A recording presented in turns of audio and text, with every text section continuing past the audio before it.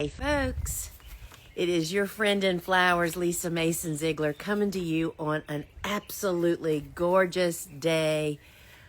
I couldn't stay inside and do this. I just literally had to come out here and stand in the sunshine. So welcome. This is Ask a Flower Farmer.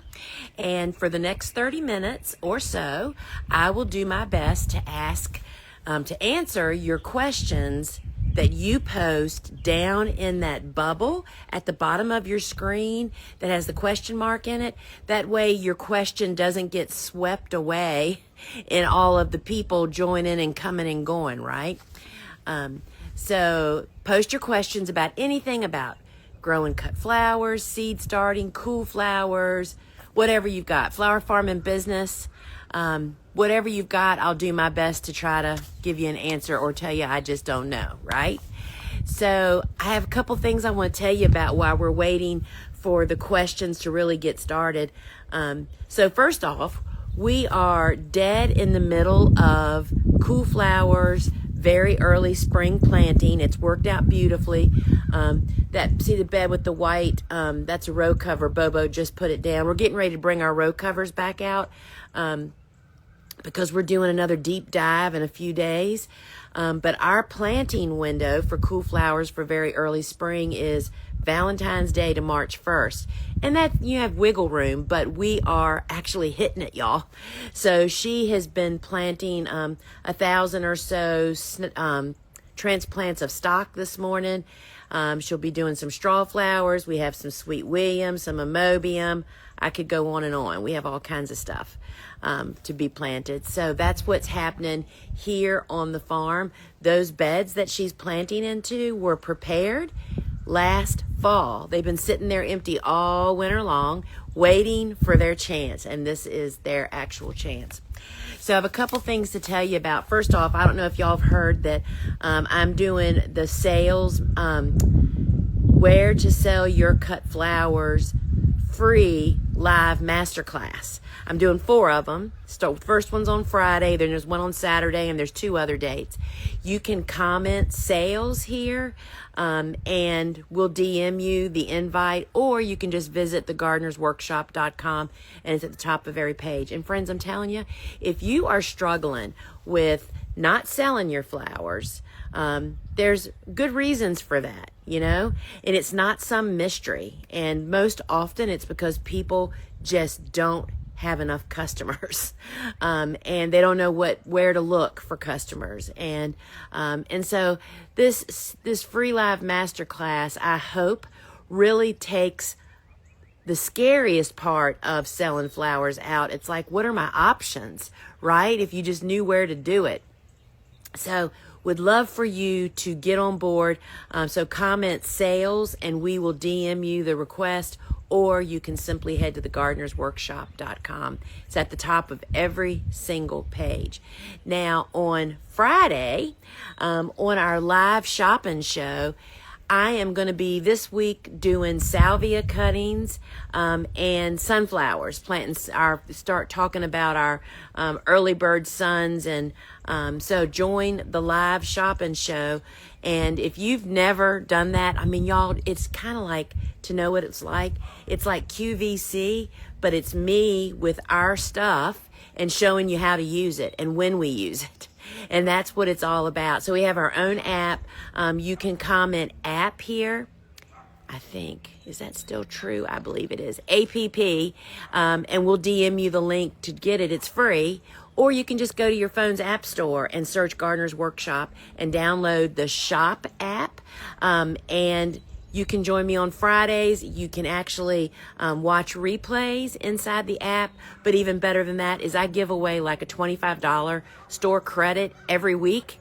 And to participate, you have to be in the app. So you can do that too. So there's just a lot of fun stuff. And then lastly, I want to say we actually have 2 apps. We have that shopping app, which I just told you about. And I'll tell you, people shop on our shop app. It's not connected to our big website. They're 2 totally different freestanding platforms. But people shop almost as much on that as they do on our big website. It's just easy, y'all, because it's on our phone. That's where we like to shop, right? But we have a second app, and it's called the Learn app. Both of them you'll find under the Gardener's Workshop inside your phone's app store.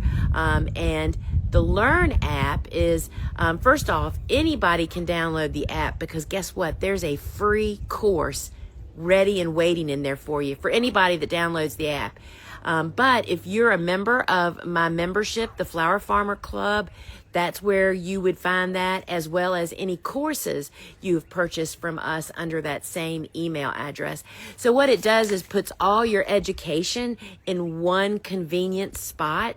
And we love it when you guys download it, because you know what I made? I made a course showing how we built that 50-foot long trellis tunnel that doesn't look like much now. You can see it over there. That's that long thing that'll be just lit up here soon and beautiful. So that's in there. So let's take a look at what some of your questions are here. Oh, good. We have several. So here's the $1 million question. Do seeds from Lowe's, etc., I would think you're meaning like buying it off the shelf of a big box store, grow as well as special order seeds? Well, there's two big differences. First off, you won't typically find the varieties that, like we grow. We only grow typically cut flower variety seeds. And so you typically will not find those available out in a retail store. So you don't find the same varieties, but more importantly than that, are the seeds still viable? And here's the reason that sometimes they aren't, and it happens more than we want to think about. Big box stores, or anybody that's not a specialized gardening company, when we get, our seeds come in, we buy them frequently, which means we're not having old seeds. And most importantly, we store them properly. They aren't sitting in warehouses that are not air conditioned or heated, so that they're having big swings. Frequently what happens is in huge warehouses. These warehouses these big companies have are like, they're acres, right? Well, and they stack really, really high. At the top of those warehouses, it gets well over 100 degrees, 120 degrees. That kind of environment kills seeds. And that's what the struggle is with buying seeds out from in places where they don't really know how to handle seeds. But more importantly, it's just one of a bazillion other things that they're handling. So that's all I can tell you about that. You're just gambling when you do that. I will tell you that, years ago, before I started the Gardener's Workshop, the online garden store, I wanted to plant what's called a sunflower house, big giant sunflowers with morning glory and moon vine flowers that grow up the sunflowers. It's the coolest thing I ever did. I did it. Anyway, I went to the local, and they aren't around anymore, so I'll say the name, Kmart. Kmart was my favorite store, if anybody knows what that is. It was like a notch below Target, and it was before Target's time. Anyway, they had a great gardening department. They always had stuff marked down. Well, I went and bought all the seeds there. Friends, I am telling you that even the sunflowers didn't germinate. They were all dead. And that, I wasn't really a big seed starter back then, but I kind of investigated, and then I germ tested them, and they were all dead. Why? Because their garden department was outside. It was hot and cold and humidity, and anyway, so that's the kind of stuff that you're faced when you buy them out in not a garden-focused business, online business, or even a brick and mortar. All right, I'm getting a Lizzie Anthus plug order in today. Mine's coming too. Can I go ahead and plant in my beds, or do you need to harden them off? They are not hardened off when you get them from a plug grower, 99% of the time. And so you can plant them straight in your garden, but then you have to do the hardening off process in the garden, and that means they need to be hooped and row covered immediately. They aren't used to wind either, even if it's not cold outside. They're not used to wind and sunshine in that way, so they need to be hardened off. The question is, where are you going to do it? In the garden or like the normal way? Yeah, I'm super excited. We're getting ours too. Do you know how many 2-inch soil blocks can be made from a bag of your soil mix? Yes. I believe you once said you can get 500 small ones out of it. I want to sow sweet peas in it. Yes, I do know that. And funny enough, I am making 2-inch blocks when I get off of here, because in the Flower Farmer Club today, for the sewing circle, I'm bumping up my eucalyptus, and so I have to make 2-inch blocks.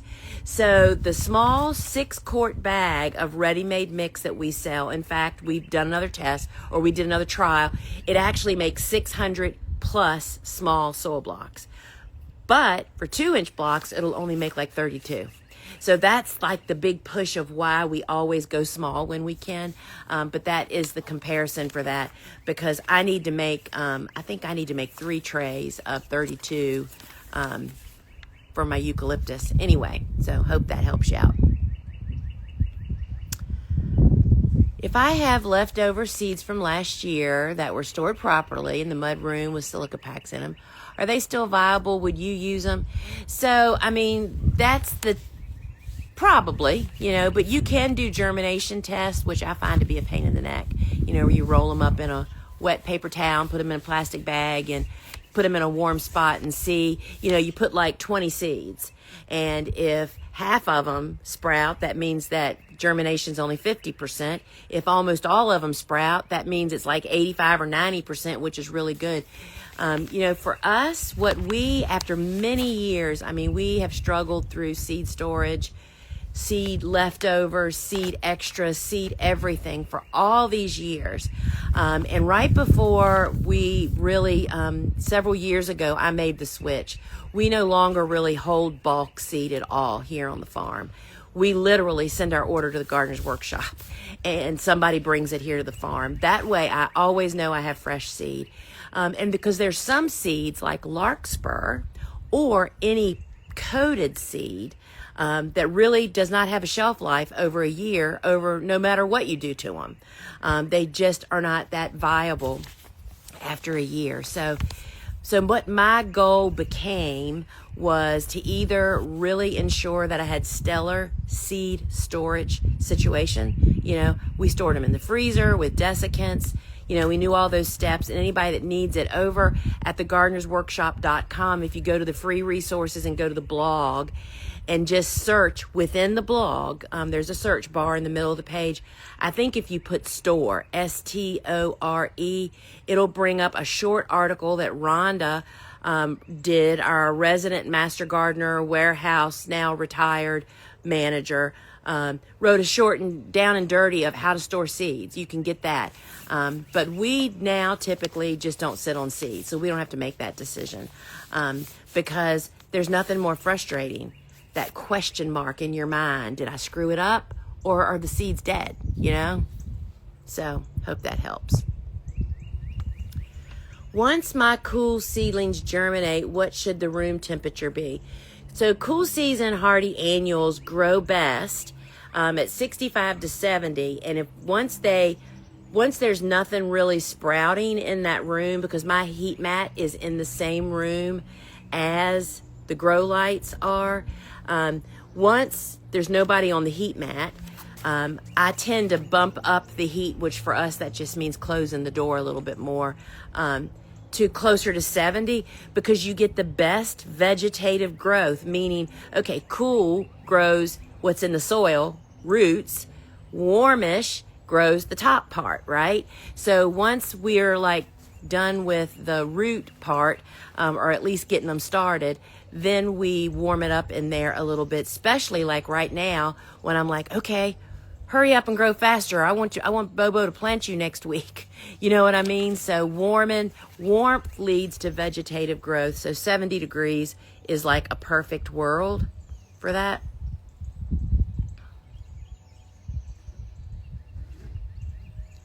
Just started watching. Will you put this on your highlight stories? Just started following you. You don't have to, it's in my feed. It's saved within my feed. So you can watch any of the previous Ask a Flower Farmer. They're all in there on the Gardener's Workshop feed. If you have a half a tray of soil blocks that didn't germinate, but the others haven't, if you have that's germinated, but the other half hasn't. Do you take them off the heat? Yes. So once I get into that 40 or 50 percentile of seeing, it is not even seeing the sprout necessarily, it's seeing that the seed has cracked, which means it's starting its little process inside that little teeny seed. The little embryo in there is starting to develop. Think of a little chicken pecking his way out of the egg, right? Once you see signs that status is beginning, I consider that sprouted. And once 40 to 50% of them show that, I move them off the heat to the grow light. And because the heat's really done its job at that point, once you get into that higher percentage, 40 to 50% are showing signs of life. The rest of them may be soon after that, right? And I don't want the ones that germinated early, for whatever reason, or sprouted first, to start stretching for light. And y'all, it'll happen in an afternoon. And gosh, how many times have I done that? Back when Suzanne and I used to travel all over the country with me doing programs and teaching and at flower and garden shows and master gardener conferences, we would take seedlings with us, right? Because, that's where the pudding is, right? Showing people. I can show them all the slides till the cows come home, but showing them that little tray of soil blocks with 60 or 90 or 100 seedlings on it just blew people away. Well, it is so funny that, just the ride, let's just say we went for a 6-hour drive to get to wherever we were going. By the time we would get there, the seedlings are already stretching in the vehicle, trying to get to the light that's coming in. So that process really happens quick, and it just accentuates how significant light is to seedlings. And that's why all of that is just so very, very important. All right, wait a minute, where am I? What soil temperature are you looking for to start planting out cool annuals? We are still getting snow off and on, so I don't want to plant them too early, but my plants are getting bigger by the day. I don't really monitor soil temperature at all. First off, I just never had a soil thermometer back when I started flower farming 28 years ago. And what we really built our whole system around, which is the most universal for everybody to be able, in a drop of a pen, to be able to know, we do it by air temperature and primarily by nighttime temperatures. And I have all of those specifics listed in my book, The Cut Flower Handbook. So for warm season tender annuals, that's pretty cut and dry, right? But even more important, when you're talking about cool season hardy annuals, we really go by timing. It's 6 to 8 weeks. You're supposed to be planting your cool flowers 6 to 8 weeks before your last spring frost, regardless of temperatures. Now, you got 2 feet of snow, obviously that's not really an option. Even though we have people in Canada that after years now of trying to figure out how they can get their transplants in the ground as early as possible, they do all kinds of shenanigans to liberate their beds that were made and prepared last fall that are covered in snow today to be able to get rid of that to plant their plants in. So if you're in that 6 to 8 week window, and if you're still cold, if you're deep diving below freezing as we do here, not as deep as some, but we hoop and cover them with lightweight row cover just to give them that little bit of protection. So better to plant on time. These plants, if you give them great bed to get planted into, meaning great drainage, plant them and then give them a little bit of protection just to help them get established, then it just is absolutely surprising to us how much hardier those plants are than the people that plant the plants. We're the ones that are worried and scared, right? So go for it. Do it. Snow or no snow. Nicole, I didn't prepare all my beds in the fall, one of them being my Lizzies. I didn't try to overwinter them, but they are looking green. Is that likely a sign they might come back? Trying to decide if I should leave it and see or just turn it over. I didn't prepare all my beds in the fall, one of them being my Lizzie bed. So I think you're saying you had leftover Lizzies from that bloomed last year. you didn't try to overwinter them, but they're looking green. So is that likely a sign that they might come back? Trying to decide if I should leave them or seed or just turn them over. So that's a really great question, and I'll tell you that this is a struggle that we have struggled through so many years. And I'll tell you what helped me make the decision of what I do is I asked that question to Steve and Gretel Adams of Sunny Meadows. If you don't follow Sunny Meadows Flower Farm, you should. They're two of our instructors. They're longtime friends of mine. They're up in Ohio. They are amazing growers. They have like 19 greenhouses. I mean, they're just so amazing. And they post really great videos of what they're doing up there. So it's really fun. Anyway, in one of the times when we were doing a launch for their course, they do a course for us called Grow and Cut Flowers in Hoop and Greenhouses, I think. You can find it over on our website. Anyway, I asked Steve, I said, Steve, if you have a crop of Lisianthus that's bloomed this, let's just say last summer when it was supposed to bloom, and it still looks good in the fall, you know, the majority of them look like they're still surviving. Do you leave them or do you ditch them? And it was so funny, y'all. He and Gretel stopped and looked at each other like you can tell they've had this discussion. And Steve said, this is a hard one. He said, but all of our experience after all these years is that so many of those Lisianthus, let's just say there's 80% surviving in the fall. So many of those, like more than half, are not going to actually survive winter. And the problem is that those plants are scattered out over a bed. It's not a full bed. You can't dig them up and move them. That breaks the whole point of trying to save them, right? Because you disturb them. And he said, we have found that so few of them actually survive and go on to bloom that we don't do it. But then I've talked to my friend Amy of Amy's Organic Garden, another one that you should follow. She's a great farmer's market person to follow. 2 years ago, I think, her whole bed survived and she got killer transplants. Or killer stems. Man, these boys. We have 2 jets. They're subcontractors for the Army, and they fly over really low every day, multiple times. Anyway, they're out playing today. So it's up to you. The problem with saving them is they're if you have extra room, then do it if you want to. But let us know how it goes. It's just the luck of the draw, and it really depends on the conditions. And if they still survived at this point, maybe they will. When should I start waking up my Dahlia tubers inside if I'm wanting to take some cuttings to start another plant? I am not your girl for dahlias. You need to, when either Dave Dowling or Daniel Shavy host Ask a Flower Farmer, they're definitely your people to ask that. I don't grow dahlias. I never, when I did grow dahlias many years ago, I grew from plugs of specific varieties. I never stored tubers, so I'm sorry, I cannot answer that. What is the smallest you would plant out cool annuals? Do you go by how many leaves? No, I mean, it's in all of my books. The recommended size for a transplant is 3 to 5 inches. But let's just say it's a Rudbeckia, which doesn't grow up.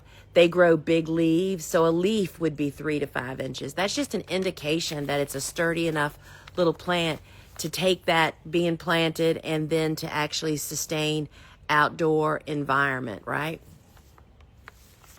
Vicky,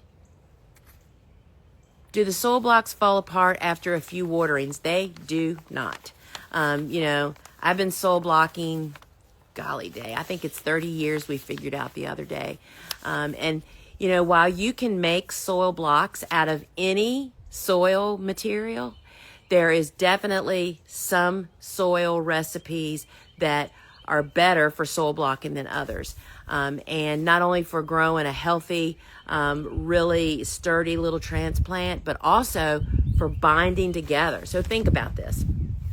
If you use just regular either seed starting mix that you just buy off the shelf somewhere, and that seed starting mix is made to go into plug trays or into some kind of container, a peat pot, whatever, right? And because of that, it's made to be light and fluffy, because we want in a container for air and water to just flow through it, right? It needs to be fluffy so all that can happen.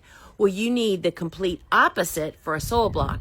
We want dense. That's why it's so surprising. It's surprising to me and to people that 6-quart bag of soil that we sell, which is about this big, about that tall, and only about that wide. I mean, it's like an oversized lunch bag, right? I mean, it's a little bit bigger than that. That makes 600 of those small 3/4 inch blocks, which is what we start almost everything in and plant out. And that's what Bobo's planting today, are those 3/4 inch blocks. Because of the recipe that blocking mix is, it's very, very dense. And then if you water properly, they don't fall apart. I mean, I have dropped trays of blocks with mature transplants in them, and they still don't break apart, you know? And if you want to know more about that, you can comment blocker here, and that'll DM you the link to all of our soil blocking supplies and equipment and to my course. And it's just, when you follow the rules of the people that taught us how to soil block, like I do, it really works well, right? It's when people start changing, which people, obviously you can do whatever you want, but I'm just here to tell you, that's how we grow such amazing seedlings, quicker and in such a small space. So it works great. I will be trying to grow some flowers. As a first-time grower, what flower seeds would you recommend to start with? I would recommend that as a first-time flower grower that you would get my book called Vegetables Love Flowers.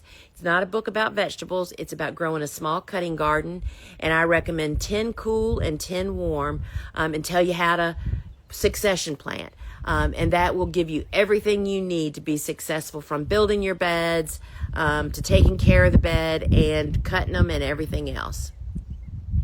And you can actually comment shop here, and that'll DM you the link directly to my website. How early can we plant out sunflowers in terms of lowest, warmest temperature to plant seedlings or start seeds directly? So that's what I'm talking about on the show on Friday. So we don't ever direct seed. The only time I direct seed anything on our farm is a handful of cool season hardy annuals in the fall. I don't direct seed any spring and summer crops. Not zinnias, not sunflowers. We start everything indoors, as most commercial growers do. It's easier, it's less labor intensive, and it's more successful. So that's why we do that. And I'm going to be talking all about early bird sunflowers on the show Friday. I also give the directions for doing that, in the book, The Cut Flower Handbook, on the sunflower section. And so you can check that out. But that's definitely a very viable, incredible opportunity to get sunflowers earlier. Which 2 cool, hardy annuals would you rather plant in early spring than fall? And do you have to use row cover if your coldest temperature is -5 Celsius, but if the flower can take? So I don't know what Celsius is, but it's really all about what your conditions are. If you fall plant it, if you can fall plant it, meaning if it survives your winter, you can plant it again in very early spring. Anything that's not winter hardy in your zone, like what Bobo's planting today, stock and straw flowers, are not reliably winter hardy for me here in zone 8. And so we don't even worry about planting them in the fall and giving them all kinds of protection. We plant them now, and it does really, really beautifully. We don't use row cover to change the environment, meaning to keep something warm because it'll die if it gets cold. We use lightweight row cover to enhance the conditions, to make the flowers that survive in my zone, just to give them better growing conditions, blocking the wind, concentrating the winter sunshine. So we don't cover for cold protection. We cover to enhance and make them thrive instead of just survive. All right, friends, I think So I'll answer this one last question because it's a frequent flyer. How often and which plants do you start in a small soil block and move to a larger soil block? How can I tell if I need to do this? Struggling to figure out seed starting in zone 4B when I still have feet of snow on the ground. Okay, so glad you asked this question. First off, because you live where she's in 4B, she's way north, whether she's in Montana or Canada somewhere. So what I'm getting ready to say doesn't really apply to those of us that live in the lower half of the United States where our warm growing season is really long. But for somebody like you that is facing a much later last spring and then an earlier fall frost, right? So you want to have the largest size transplant that you can reasonably have when your date comes around, right? And so I start any seed in the small block that will fit. I mean, we start zinnias and marigolds, and all the teeny seeds are obvious. But the zinnias and marigolds and tomatoes and peppers and all those things, we also start in the small block. We don't bump them up, and bumping them up is very labor intensive. So I don't even know if you want to do that on exception. We rarely bump up. I do it on eucalyptus. And then I do it on some of our vegetables, tomatoes and peppers and eggplant, because we want a bigger plant to go out. So that would be, the fast growing summer annuals like zinnias and marigolds, all of those. I just don't even think it's worth you starting earlier to have a bigger plant that you're thinking you're going to bump up. I think you would start it and have it as big as possible in a small block, which would be 3 to 4 weeks when you're ready to plant them. So even though I know I would think for you really figuring out cool flowers for your very early spring planting, you might not be able to do it at 8 weeks because you have heavy snow load. But to get them going and ready to get them in the ground weeks before you could ever plant a warm season tender annual is really the game for you, I think. And that's something that's really kind of developed over the last 5 years.